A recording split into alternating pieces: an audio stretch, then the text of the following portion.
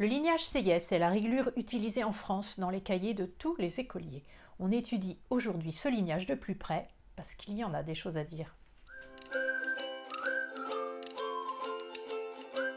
Bonjour, je suis Cécile Maléco, rééducatrice en écriture et formatrice en pédagogie de l'écriture méthode Dumont.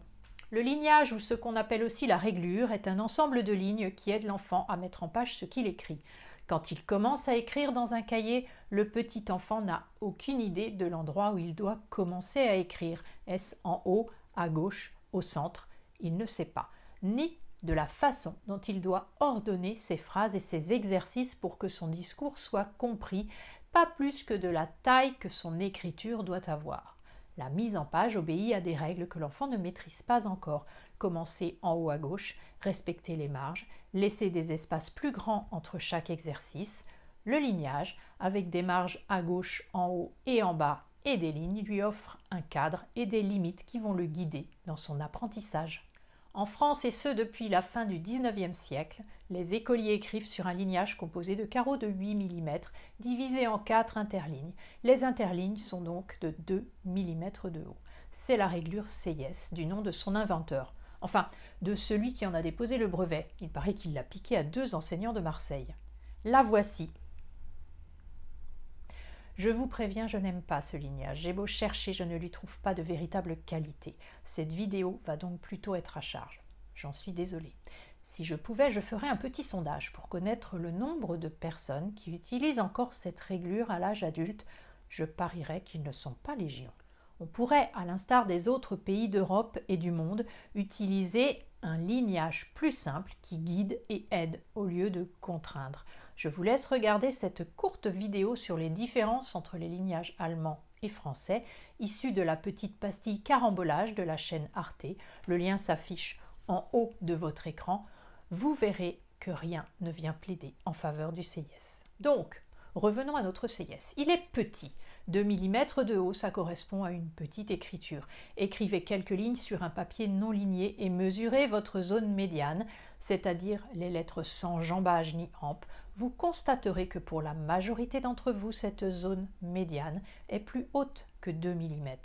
Nous avons donc là une première contrainte. En effet, l'enfant qui commence l'apprentissage de l'écriture écrit plutôt grand.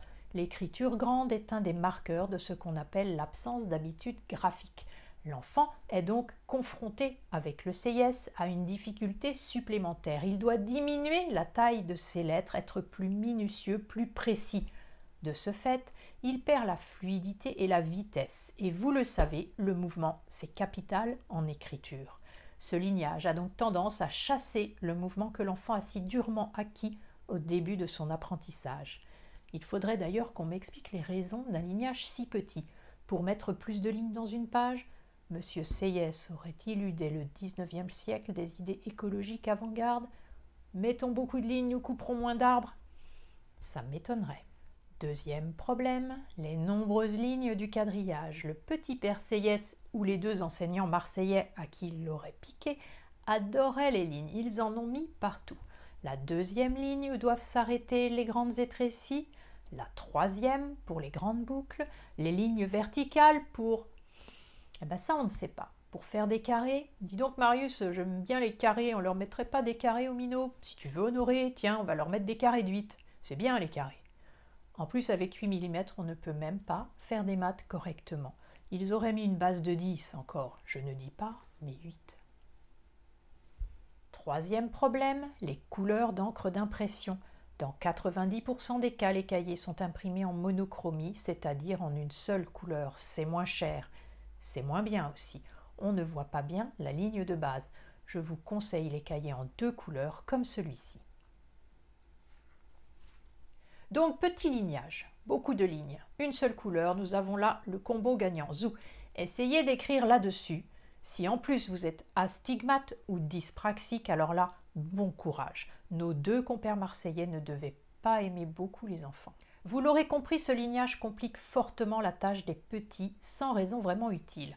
Apprendre à écrire est un exercice ardu et hautement complexe quand on a 6 ans. Les petits doivent s'entraîner beaucoup pour trouver un geste efficace. C'est pourquoi, En pédagogie Dumont, on préconise l'apprentissage sur papier uni avant de passer au lignage. Ceci afin que l'enfant réussisse à trouver son rythme, le fameux mouvement dont je vous parle si souvent. Je vous conseille d'ailleurs de différer l'introduction du CIS tant que l'enfant n'est pas à l'aise avec le geste. Je vous conseille aussi de ne pas donner ce lignage aux enfants dyspraxiques ou astigmates. Il y a vraiment trop d'informations pour eux. On réussit à trouver aujourd'hui en France dans des grands magasins ou des bazars des cahiers avec de simples lignes tous les centimètres, ce qui laisse plus de liberté au scripteur et ne chasse pas le mouvement tout en lui donnant un cadre. Il existe des cahiers qui ont repris le lignage CIS en colorant les interlignes de couleurs différentes pour aider les enfants en difficulté. À vous de voir si ça fonctionne pour vos élèves ou vos enfants. Une chose est sûre, c'est que ces cahiers ne sont pas donnés. Si vous voulez aider les enfants en difficulté, enlevez des informations, ne gardez que ce qui est une aide. Élaguez, gardez l'essentiel. Sur mon site internet, vous trouverez en téléchargement gratuit un lignage décliné en 4 modèles suivant le niveau de l'enfant. Peu de lignes, pas de parasitage inutile, l'essentiel, et puis c'est tout. Le lien vers la page de mon site est dans la description de la vidéo, quelque part par ici. Pour les autres, on est un peu obligé de faire avec le CIS, c'est comme ça. Il faut donc les aider à apprivoiser ce lignage complexe. On le fera avec des frises de différentes sortes pour que les enfants repèrent les lignes et interlignes et qu'ils adaptent leurs gestes à la réglure. Vous en trouverez quelques modèles sur mon site en suivant le lien que j'ai mis dans la description de la vidéo par ici.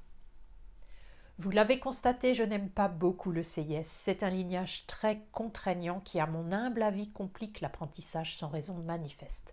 Encore une fois, c'est mon avis et je ne souhaite ici convaincre personne. Si toutefois vous avez dans votre entourage des petits en difficulté avec l'écriture, fournissez-leur un lignage plus simple, ceci les aidera certainement. Si ce propos vous a été utile, mettez un pouce bleu, abonnez-vous si vous souhaitez être prévenu des prochaines sorties. Merci pour votre soutien et à très bientôt pour bien écrire.